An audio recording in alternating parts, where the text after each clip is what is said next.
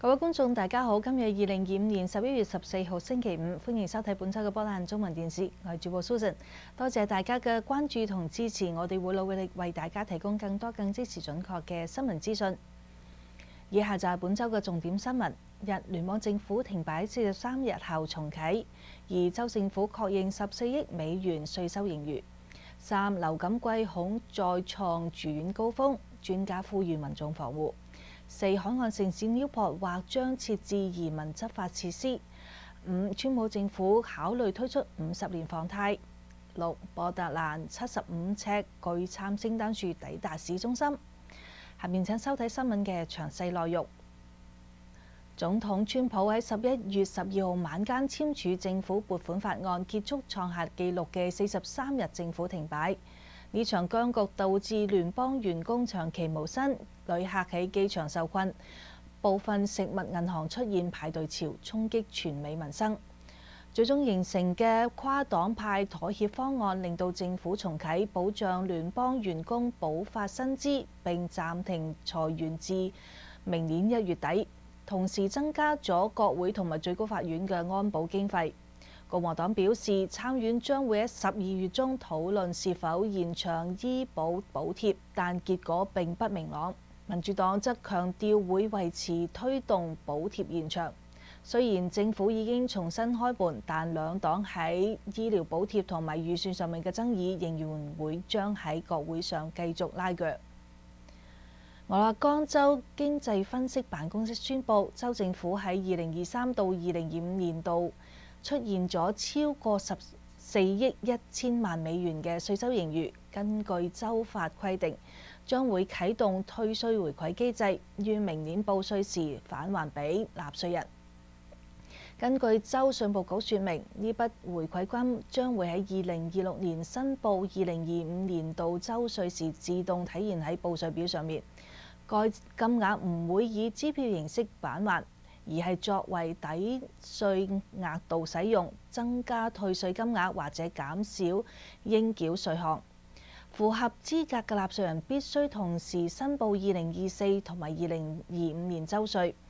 退稅回饋金嘅計算方式係喺2024年度州稅申報表中應繳州稅乘以9.863%。舉例嚟講，如果你喺2024年度應繳州稅為1000美元，就可以獲得98.63美元嘅退稅。納稅人可以透過州稅務局網上嘅What's My Kicker 線上工具輸入個人資料查詢具體金額。隨住冬季將至，聚會活動將會逐漸轉到室內。俄勒岡州健康同埋科學大學12號發出警訊，指出今年流感可能會再度逼近上年創下嘅史上最嚴重嘅住院潮。醫師指出，流感高峰期落喺11月1號到下年嘅3月15號之間。OHSU 校長喺記者會上面表示，疾控中心警告，今年嘅流感季可能同上年一樣嚴重，呼籲民眾喺而家就應該開始採取預防措施，以減少重症同埋避免醫療體系再次緊張。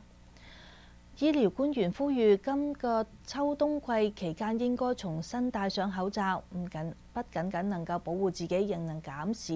病毒傳播，保護社區中較脆弱嘅社群。呼籲民眾一旦出現狀況，應該及早同就醫並留意身體狀況。俄勒岡州海岸城市 Newport 官員近日表示，根據可信消息來源，國土安全部正評估喺俄勒岡州海岸地區設立移民同埋海關執法局，即係 ICE 嘅設施嘅可能，其中包括 Newport 市政機場附近嘅地點。喺今年2月，《New York Times》曾經報導，Trump 政府正考慮喺全國多處軍事基地，包括俄勒岡州在內設立收容無證移民嘅設施。不過，州政府喺當時表示，並未收到任何正式通知。目前 ICE 喺波特蘭南濱設有一處辦公室，內含小型嘅臨時拘留所。而該地曾因反對移民拘留嘅抗議行為而引發長期嘅示威。一般嚟講，被 ICE 拘捕嘅移民先會被帶至波特蘭嘅設施，再送至華盛頓州塔科馬嘅西北拘留中心或者其他地區。Trump 政府近日傳出正在考慮推出50年房貸，希望透過拉長還款年限舒緩全國住房負擔。但呢項構思啱曝光，白宮內部同埋金融界都反應兩極。多名官員透露，呢個原本只係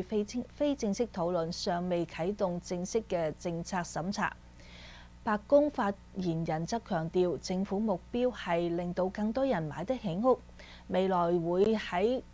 簡化人手、增加供應、減低建築成本等方面着手。而金融專家則普遍保持保留態度，認為全美房價同埋貸款利率仍然高企，一般家庭已經用咗接近40%嘅收入用於住房開支。如果政府推行超長年限嘅房貸，短期或者能夠刺激買房，但恐怕會推高房價、累積債務，令到年輕人更加難以擺脫財務壓力。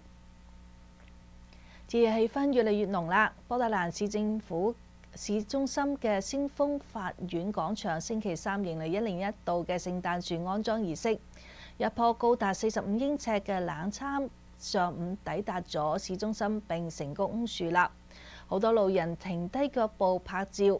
市中心瞬間充滿咗濃濃嘅節日氣氛。接落嚟，工作人員會替聖誕樹掛上超過1萬盞聖誕燈飾，為年底嘅聖誕節歡慶活動做準備。今年嘅聖誕樹亮燈儀式同埋大合唱活動將會喺11月28號晚間5點30分舉行。